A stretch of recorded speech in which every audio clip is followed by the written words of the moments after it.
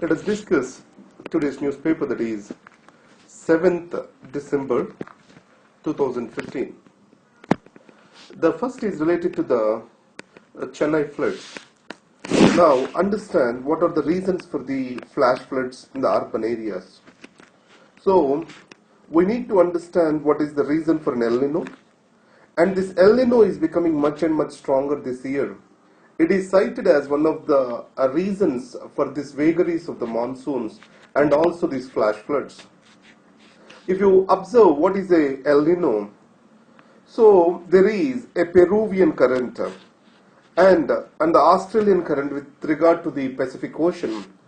This Peruvian current, it is normally, which is a cold current, is replaced by a warm current, which is leading to heavy rains in this area and relatively drought in the Indonesia, India and Australia. Added to that, it is not fully understood phenomenon as of now. But however, the people started thinking the Chennai floods are directly related to the strengthening of the El Nino phenomenon in the Pacific Ocean. Now coming to the disaster management. So there are 4 stages in the disaster management cycle we all know: mitigation, preparation, response and recovery. Now with regard to the response after the emergency, the coordination between the disaster relief and civic administration is very critical. So this is where the disaster management has measurably failed in Chennai. Now let us see the another article.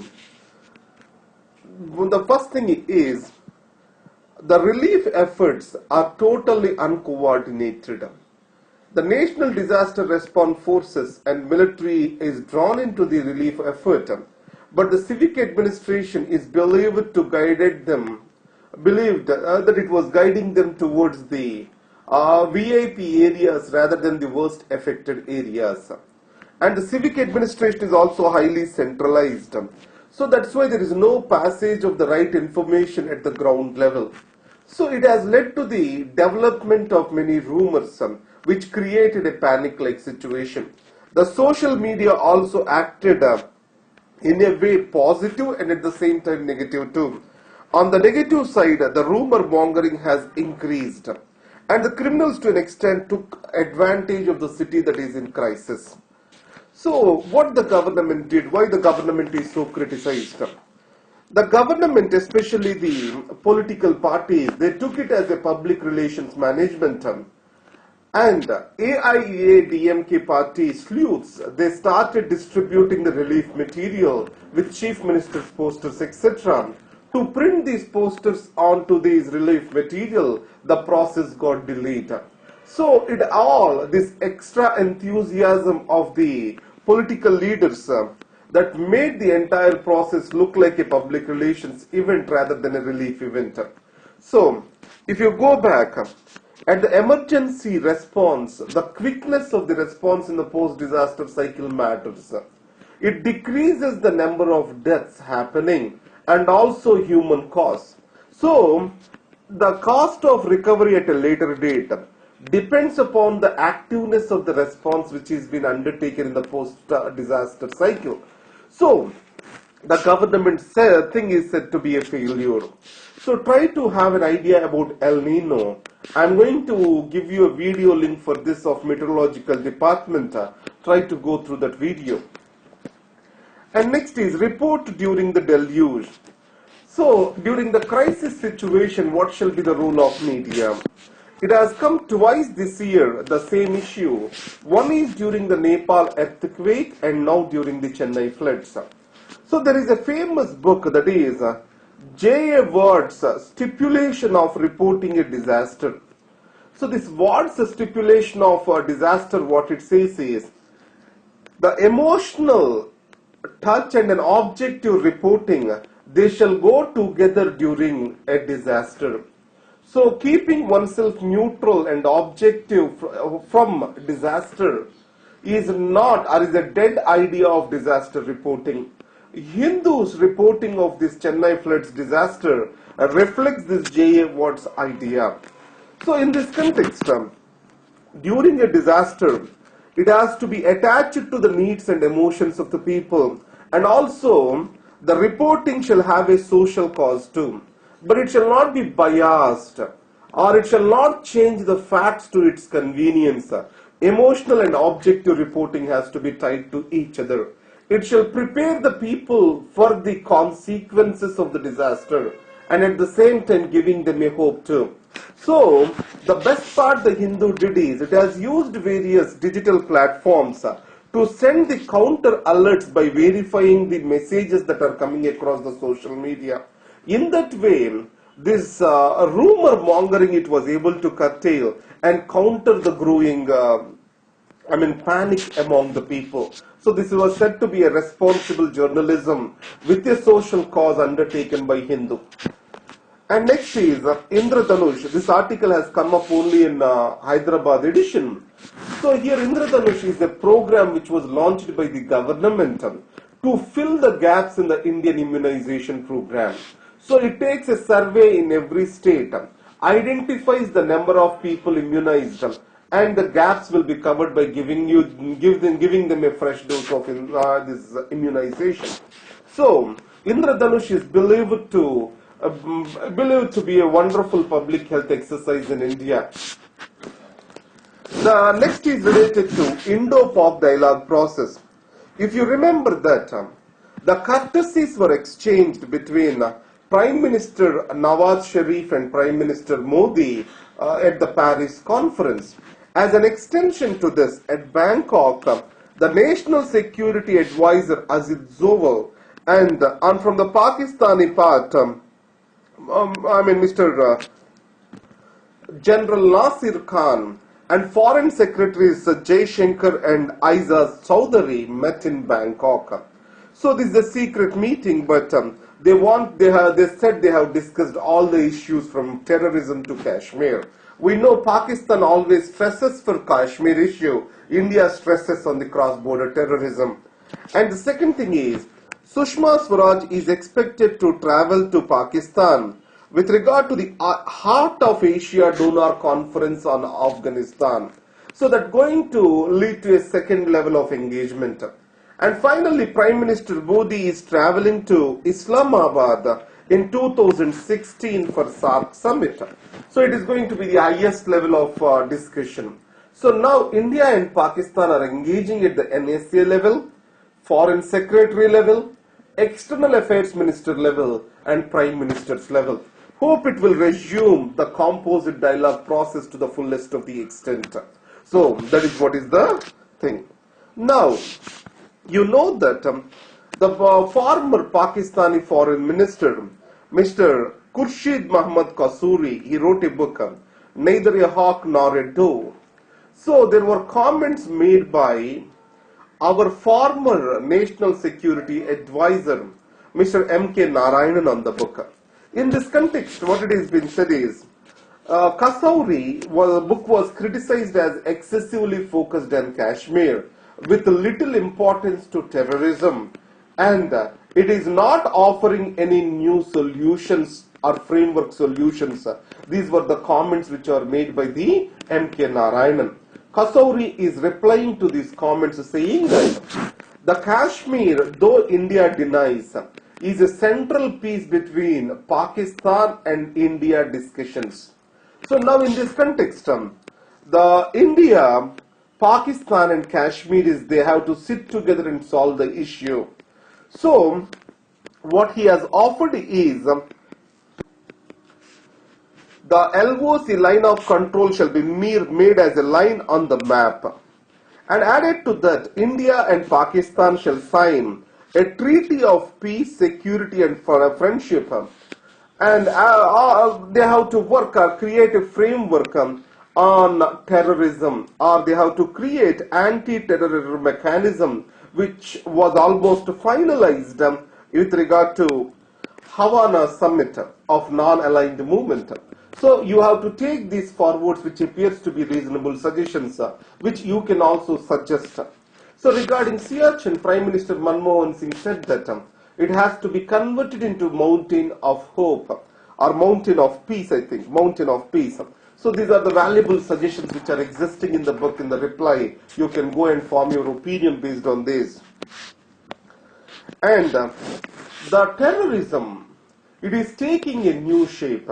If you observe previously, the terrorism took about a form of, or it was hiding under the cover of a nation state, and it became the policy of many nation states, that is many countries. If you take Afghanistan, the Taliban in Afghanistan, they gave space for the Al-Qaeda to conduct their operations. And Pakistan to an extent also is giving space for the terrorists to carry out the cross-border terrorism. Now ISIS has taken forward this idea of the terrorism to the next level. So one is the sleuths trained or influenced by the IS conducting the terror activities as like Paris attack. On the other hand, the influence of the terror, this IS, which is radicalizing the people of the developed countries and who are leading to the terror activities. This is the second thing. It is altogether posing new challenges. The recent California attack reflects this, where more than the outsiders, the members or the citizens of that country who are who influenced by this propaganda have took out this particular terror attack, the soft targets. And in a country such as United States and in a country such as India, countering these targets or else providing a safety net against these targets is almost impossible. It means it needs altogether a new thinking. So, few days back there was an article which talks about online radicalization, spread of hatred. For that, the only solution is using the same online platforms to spread the peace. Now, the startup ecosystem. Yesterday there was an article by NAFCOM chief Mr. Mohan Reddy. What he talks about is the tax system and also the exit from the business. These are most unfavorable towards the startup ecosystem in the country. Now in this context, Mr. Ram Sriram, who is a venture capitalist, he guided few startup ecosystems in the United States. What he said is the team and next is the space. These are two important factors for the investors to guide. So the difference or the diversity of the team which is working towards the idea, the feasibility of the technology and the space where they are operating, all these becomes very critical for the functioning of the startups. Now if you see the next article on the startups itself, the government is trying to bring in a new startup policy in the next year. Already to promote the startups, various initiatives were taken by the government. Most of them are financial in nature. Now the Mudra scheme, that is which stands for Micro Units Development and Refinance Agency. Under this, almost 44,000 crores of money was dispersed. And Finance Minister Arun Jaitley, he also announced for Indian Aspiration Fund with the total value of, it's not total 2,000 crores plus around. And it shows that the financial sources are being made available for the startups. Now, the policy structure and legal framework, if it is clearly defined, the startups can provide for better employment opportunities in the country. Now, if you see, India is seen as the third important destination for the startups. But ease of doing business index shows India is the 130th place to do the business, which is ranked very low. So the government now wants to improve its status on ease of doing business index by next year to 100th position and by the next year to the 50th position. So in this case, the revamping the startup ecosystem is considered to be an important process. And the most important article which I like today is related to the secularism. Now, Rajnath Singh, Home Minister Rajnath Singh, in a constitutional debate occurring at the Parliament, he said the word secularism, it was not existing in the original constitution. It was introduced during the emergency through 42nd Amendment Act. Now, author tries to counter this argument of the Home Minister. If you carefully observe that the ideals of the secularism were existing throughout the Constitution. Now, the Article 14, the right to equality, the 1516, the right to non-discrimination, and the articles related to the freedom of religion, 25 to 28, and next is the minority rights under Article 29-30, all together are spreading the message of tolerance and spreading the message of something called secularism in the country. The word secularism reflected in the Constitution through 42nd Amendment Act, just a manifestation of this. It is not a newly introduced concept into the Constitution. So, the constitutional value, how it was built is to manage the India's diverse and plural society in an atmosphere of cohesiveness and peace. So, the secularism is not a principle about, or not just a value. It is of quite vital importance to a country such as India for its economic progress too. Unless peace, harmony, and exists in the society, the economic progress cannot occur. So it also has an economic value to more than a human value. And for the K.T. Shah, he has discussed about introducing words secularism, socialism into the Constitution. Now, Dr. B.R. Ambedkar, he has given a reply to the K.T. Shah in the Constitution Assembly. The first thing what he said is, the socialism may appear to be a right social form or organizing the society for today, but tomorrow the society may feel it as redundant, which we are clearly seeing. That's why Ambedkar is said to be a visionary. So what he said is, imposing this social form onto the future generations is against the spirit of the democracy. Let the future generations decide what kind of social form they want. And the second thing what he said is, the Constitution's purpose is about regulating the work of various organs of the government. It is not a mechanism where a clear, detailed functioning of each and every aspect of society and government will be delineated. It's a broader framework how the state and government have to be regulated. So that is the reason why he said these terms need not be in the Constitution. Now if you carefully observe, Dr. B.R. Ambedkar tried to explain the economic organization surrounding the socialism. He did not talk about other two terms talked by K.T. Shah, that is federalism and secularism, because he believed the secularism is reflecting every part of the Constitution. And second thing is, in Keshavananda Bharati case, Supreme Court has held that the secularism is the basic structure, part of the basic structure of the Constitution, which Parliament cannot amend. So, the 44th Amendment Act, which was brought in after emergency by the Janata government, also did not tinker with these two words, that is socialism and secularism. So, if we observe, the secularism is inherent in every aspect of the Constitution. It has a human, social and economic value, and it is necessary to organize our Indian society and to respect and manage India's diversity. Now, here what I liked is the Justice Aftab Alam, a lecture on the Gandhi Foundation. So, India is a home to 8 major religions, where different people talking different languages may become a part of a religion, and a person speaking a language can be a part of different religions.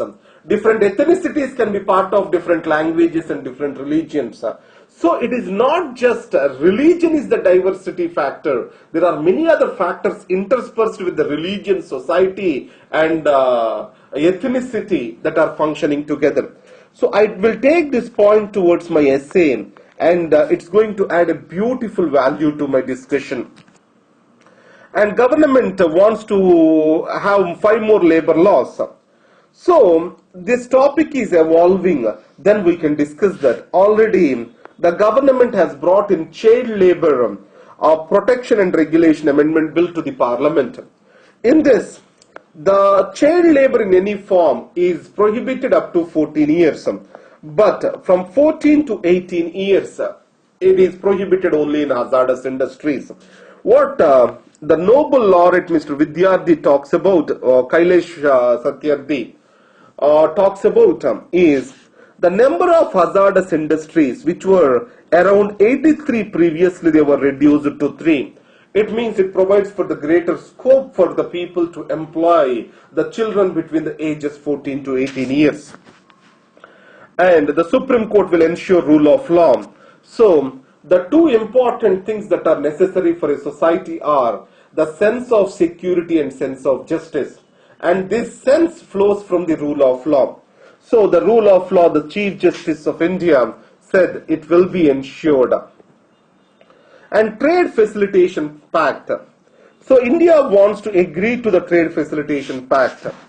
It is meant to provide for free movement of the goods and increase the global trade as a whole and reducing the trade barriers. That is what is the Trade Facilitation Pact of WTO has to do. So in this case, reduction of the farm subsidies and reduction of food subsidies are an important aspect. So it has to be reduced to 10% total farm and food subsidies of the total production of agricultural value. And this value is calculated on the 86-87 prices. So at that time the prices, food prices are very low. So in India already food security act was passed, and agriculture was a huge sector on which more than 50% population were dependent. So reducing the subsidies is going to have livelihood concerns for the people. That's why India always was against to the Trade Facilitation Pact. But however, now India wants to sign this to raise its position in ease of doing business index. And whatever the benefits which are given to the developing countries, it also not willing to take them to move itself in the ease of doing business index and project itself as a best destination towards the investment. So some people argue it may damage the India's interest in the long term. So this is about Trade Facilitation Pact. Thank you very much. Hope you wrote the test well yesterday, and all the best.